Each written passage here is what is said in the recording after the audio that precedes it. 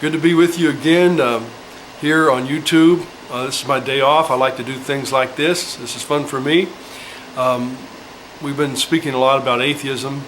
It's something I enjoy sharing with people about. And I've got a book here I just picked up. In fact, it's required reading. I'm taking a course in theology. Book's called Why God Won't Go Away. Very well done. The author is Alister McGrath. I encourage you to check it out on Amazon.com. He discusses the evidence for atheism and certainly the evidence for God. I encourage you to get a hold of the book and find out. One of the funny things I found out in many conversations with atheist friends is very often they don't really have any evidence that God doesn't exist. In fact, I will venture to say that none have any evidence that God doesn't exist. What they have are a lot of arguments that seem logical, but in actual fact are no proof that God doesn't exist. I'll give you an example.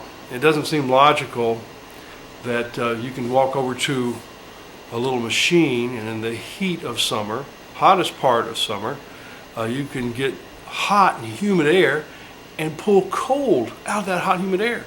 That doesn't seem logical, but in fact that's what an air conditioner does.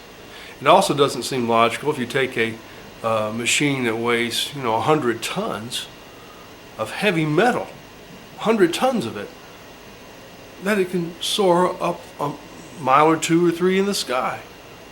Doesn't seem logical, but that's what a jumbo jet does.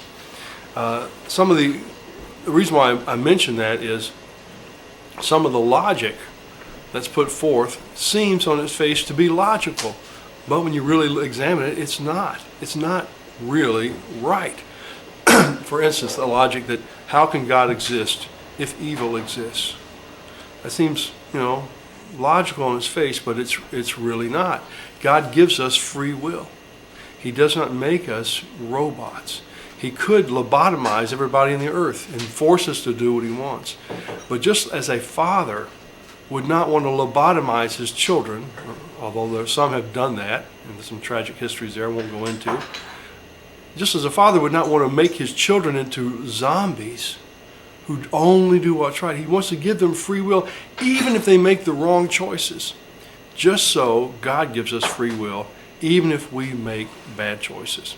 Very simple little answer to what seems like a logical reason why God doesn't exist. God does exist. The facts are all there. Hope you'll check them out. And don't forget to check out this great book by Alister McGrath. Have a good day.